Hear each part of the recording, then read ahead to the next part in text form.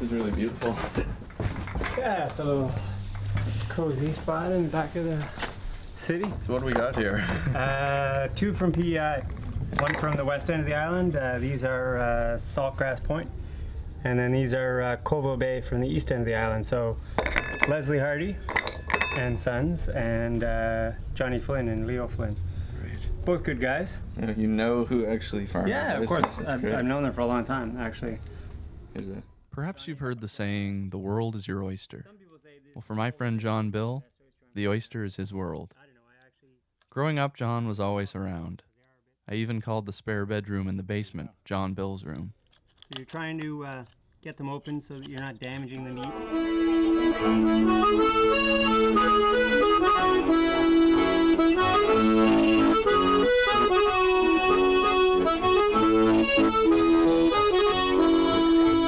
Hi, Shani.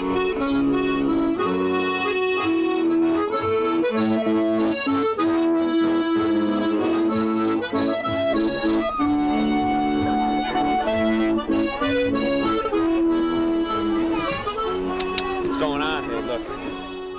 For many years, I lived essentially around the corner from your parents. There's the muscle man. And I was there when your sister Molly was born, and I was there when you were born. And it was just open door policy with your folks. I'd come back from the plant, I'd be pretty starving and pretty broke and pretty tired, and I would just walk in your front door. Your parents would be upstairs putting you guys to sleep or trying to. I would raid the fridge, I'd grab a beer, I'd be sitting at the kitchen table. John has always gone wherever the tide takes him. After growing up in Toronto, he moved to Prince Edward Island, where he worked on an oyster farm for 10 years. The farm taught John the value of hard work, and it was that type of mindset which stayed with him throughout all of his endeavors. One such endeavor was a restaurant called Ship to Shore. It was just down the road from the Pendergast, our family campground. Yeah, I always wanted to be around your family, kind of, in a sense, from day one to, day 1000. And that was one of the draws for me. I'm like, oh yeah, man, I finally have a place by Pendergast. This is amazing, because I'd been out to your cottage so many times over the years. For us to buy that place and open it up and have music there again and do all those things that would have happened back in the day was just so awesome. We had a lot of good times at Ship to Shore. John hired my dad and I to play music all summer long. A gig like that meant a lot to me as a budding musician. John also gave me my very first TV appearance as a kid. Table for two? Right this way, please. All right.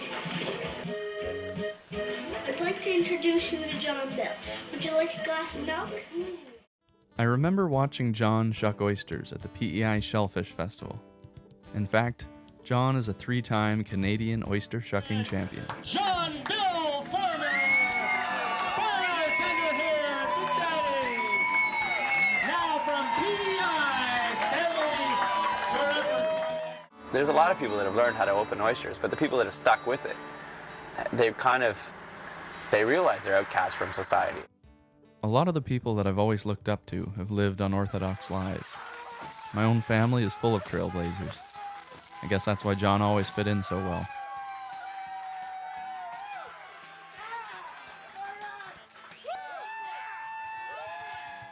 I think people might have trouble defining what it is that I do because I don't let them.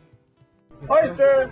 Get your oysters here. Come on. When people only see you every once in a while, and all of a sudden you're doing a whole brand new thing. You're like, oh, you're opening this restaurant in Montreal now? What's it called? Joe Beef?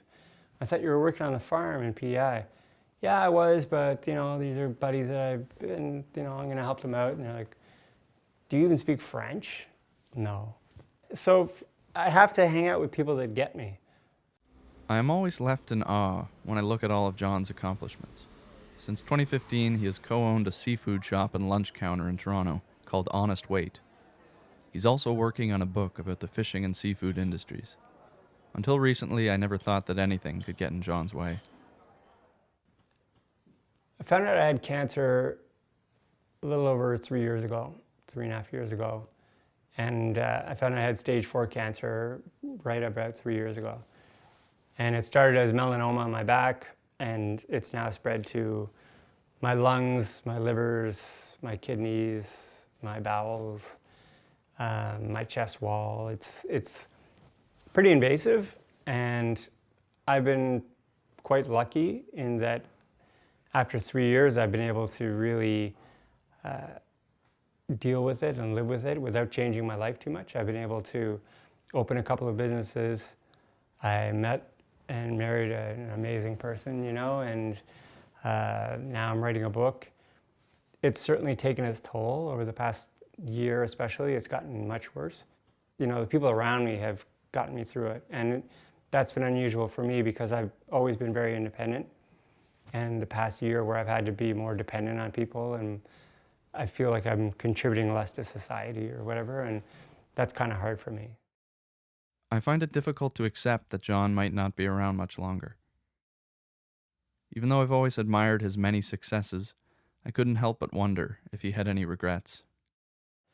I'm really fortunate, and over the years I did whatever I wanted to do, so I don't really have a bucket list, which is great because it means I didn't have to start looking back and figuring out things that I didn't do before that I should do now. It meant that I could just keep living and keep doing whatever I wanted to do. And now I'm so happy that I did that the way that I did it over the years, because it means that I can live in the now without regretting, without wondering. I look at my life as a semi-random collection of amazing things that have happened. You know, I'm probably gonna die. I mean, it sucks, but it